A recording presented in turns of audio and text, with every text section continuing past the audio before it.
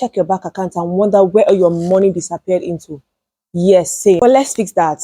Today, I'm showing you how to create a budget that actually works, especially if you're a Nigerian student and you're tired of being broke before the month end, then you need to keep watching.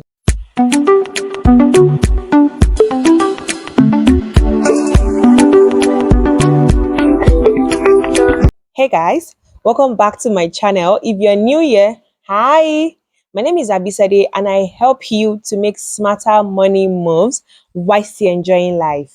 Today, we are tackling one of the biggest struggle of a student, how to budget. You don't end up drinking Gary before the end of the month. You are living on your pocket money, money from your side hustles or urgent 2K from family and friends. I have got a simple budgeting system that works. Before you can budget, you need to know how much you have.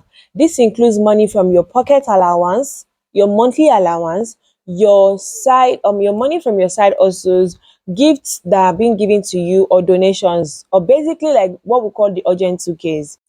Write all of this down and give it like a rough estimate. So you know that every month I get a total of about, let's say 100K, so that it can help us when we're trying to break it down.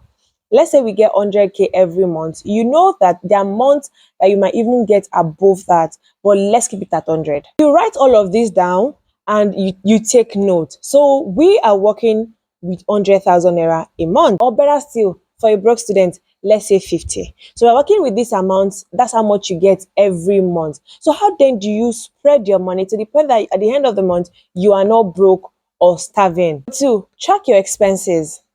Now, let's really talk about where all your money goes into. There are some little things that we tend to use our money to do that we don't take note of. For example, your daily subscription. You yourself, you might even think that, I always spend my money on transport and food. But when you take these things down, when you note them, you realize that you'll be saying urgent shawarma, you'll be saying ice cream money, you'll be saying pizza, you'll be saying things that they're just straight. Now, let's really talk about where all the money is going into. You yourself as a person might just think, oh, my money really goes into food, transport. But in the actual sense, when you take note of where your money is going into, you realize that you have 3,000 naira for shawarma, you have 5K for pizza, you have 3K for ice cream. By the time you realize, you saw that, you would notice that, oh, your monthly subscription for Netflix is being deducted. You notice things that you do not take note of. This is why tracking your expenses is very, very important, because you need to know where all your money is going into. There are different apps that you can use to track your expenses. You have apps like Money Manager. You have apps. You can even write it down in a note, or you can even use like a Google spreadsheet. Number 3 is categorizing your budget.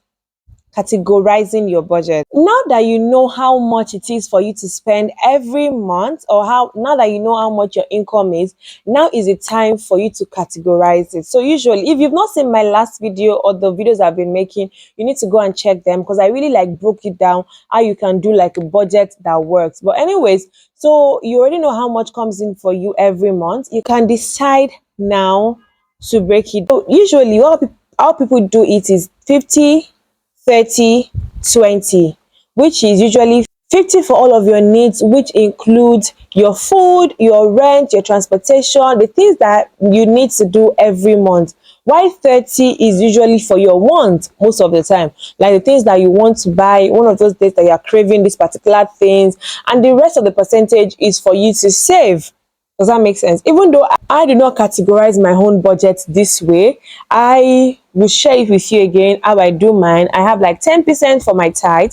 But it's just really the way it works for you. And if you want to save more, you can flip your wants and your savings. So you save your 30% and your 20% is for your wants. So one thing is, if your money is tight, you can adjust this. It doesn't, like this 50, 30, 20 is not engraved in stone. And for some people that stay in the school hostel, for example, you don't have to pay your hostel fee every month. So like you can easily put the money into good use. See, there's 20% savings might look like it's a small change, but your future is going to thank you for this on the long run. But to be honest, it's actually not very easy. But the key here is discipline. If you overspend in one particular category, you have to make it up for the other category. For example, if you overspend in your needs, you have to make sure that your wants, you have to balance it with your wants. You have to forego some things. Your savings, most especially, I do not advise for you to negotiate on it. You can decide to do 10% as well, but just do according to what you can do. But the sweet thing is, habits over time becomes a way of life. Do you understand? Step number 5, which I always say, use a budgeting tools. You don't just set budget and forget it. You don't just set budget and forget it. You have to like be very, very conscious of the fact that, oh, I this is my particular amount of money, 30%, 20%. You have to put like apps, or you have to be like keep track of it in your journal. That's why I would always say for you to use tools to keep yourself in check.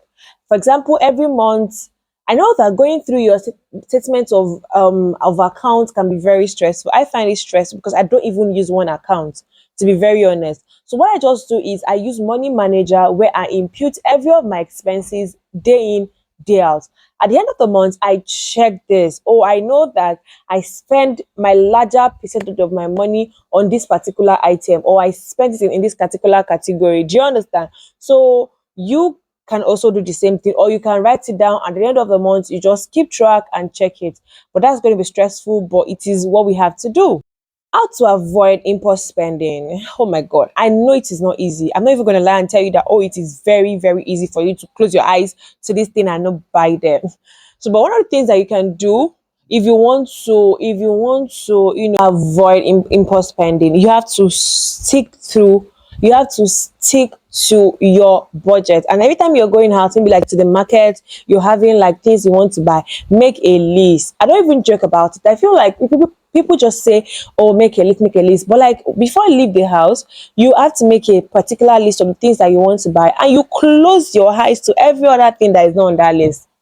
Do you understand? That now is not the time that you see like, oh, your favorite biscuit. I'm not saying you should not indulge yourself once in a while. That's why you have a category for want, where you can, spoil yourself once in a while. Do you understand? Use a shopping list whenever you're going out. Oh, I want to buy 1 derica of beans. I want to buy, okay, I'm going to this supermarket. The things I need to buy is toothpaste and brush. Toothpaste and brush. You write it down.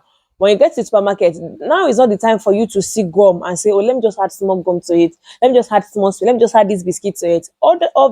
When you check your, what's it called? These small things count on the long run. Hey, budgeting does not have to be stressful or complicated. Once you start, you will be surprised at how easy budgeting, a good budget habit can become your way of life. Let me know in the comment section, what is that one thing that you struggle with when it comes to budgeting? I'd really like to know. Plus, do not forget to like, leave me a comment in the comment section, subscribe if you want to watch more of these particular videos on my channel. Until next time I come your way,